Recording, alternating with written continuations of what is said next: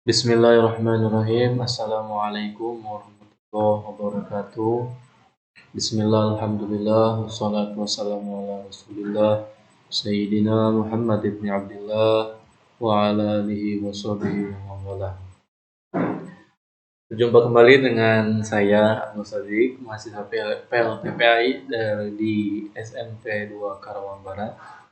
Semoga anak-anak kelas 7, itu kelas 7A, kelas 7B, dan yang lainnya, semoga tetap selalu sehat selalu dalam lindungan Allah Subhanahu wa taala dan tetap semangat. Pada bab ini kita akan mempelajari apa itu namanya empati dan saling menghormati, ya.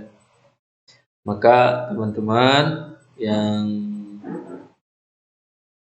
yang sedang mengikuti, yang sedang menyaksikan video ini, harap untuk disimak dengan baik. Langsung saja, berempati itu mudah, saling menghormati itu indah. Ya, teman-teman, berempati itu apa? Menghormati itu seperti apa? Nanti kita lanjut. Nah, tujuan pembelajarannya yaitu mengkaji dan memahami Quran surat Al-Baqarah ayat 83 dan Al-Quran surat An-Nisa ayat 8. Menemukan konsep tentang hormat, patuh pada orang tua, konsep dan makna empati terhadap sesama, menerapkan perilaku empati, hormat, dan patuh pada orang tua dan guru dalam kehidupan sehari-hari. Itulah tujuan pembelajaran kita. Insya Allah, mudah-mudahan dengan pembelajaran pada kali ini, semua tujuan bisa kita capai.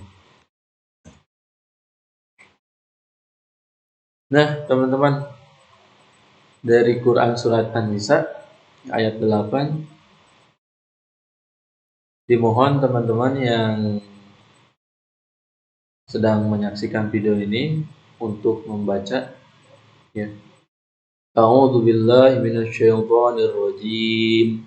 Bismillahirrahmanirrahim. Wa idza hadara qismata ulul qurba wal yatama wal masakin farzuquhum minhu wa qulu lahum qawlan ma'rufa. Artinya, dan apabila sewaktu pembagian itu hadir kerabat, anak yatim, dan orang miskin, maka berilah mereka dari harta itu sekadarnya, dan ucapkanlah kepada mereka perkataan yang baik. Nah, maksudnya apa? Ayat tersebut menjelaskan apabila ada kerabat, anak yatim, orang miskin menyaksikan pembagian warisan kita, ya, maka mereka harus diberi sebagian dari harta kita sebagai bentuk tali kasih sayang yang kita jalin terhadap mereka, ya. Jadi empati itu apa sih sebenarnya? Apa hubungannya dari ayat tersebut dengan empati? Jadi empati itu adalah kemampuan untuk menyadarkan diri sendiri atas perasaan seseorang, lalu bertindak untuk membantunya. Ya. Kemampuan menyadari diri sendiri atas perasaan seseorang. Gimana maksudnya? Tadi ayat tadi berbunyi, kalau orang miskin atau anak yatim sedang menyaksikan kita membagikan harta, membagikan apapun itu, uang atau segala macam, maka kita harus punya rasa empati, punya rasa belas kasihan kepada mereka, kasih sayang, ya. Karena kita pasti tahu perasaan mereka yang sedang tidak punya harta, yang sedang mengalami kesusahan. Maka dari rasa empati itu, maka kita jadi bisa membantunya, ya, teman-teman, seperti itu. Lalu Rasulullah pun bersabda Dari Abu Musa radhiyallahu an, dia berkata, Rasulullah sallallahu alaihi wasallam bersabda, orang mukmin yang satu dengan yang lain bagaikan satu bangunan yang bagian-bagiannya saling mengokohkan. Hadis riwayat Bukhari. Ya, itu Rasulullah pun memerintahkan kepada kita untuk saling mengokohkan, karena muslim dengan muslim lainnya itu seperti ibarat bagian-bagian tubuh, ya, bagian-bagian bangunan. Bangunan ada pondasi, ada tembok, ada tiang, ada penancap pakunya, segala macam, sehingga menjadi kokoh. Seperti itulah definisi atau makna dari muslim dengan muslim lainnya. Rasulullah saling mengokohkan seperti bangunan. Jadi gimana nih mewujudkan sifat sikap empati? Yang pertama, berlatih mengorbankan milik sendiri.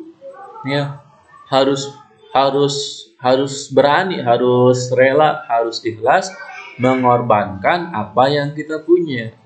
Ya, mengorbankan apa yang kita punya, entah itu harta, entah itu makanan, entah itu pakaian, entah itu bantuan pertolongan, ya. Lalu apalagi peka terhadap perasaan orang lain, ya. Harus peka terhadap perasaan orang lain.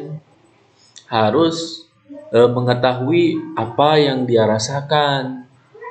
Terus yang selanjutnya, membayangkan seandainya kita ada pada posisi mereka yang sedang kesusahan. Ya teman-teman, pasti kita bisa merasakan apa yang mereka rasakan.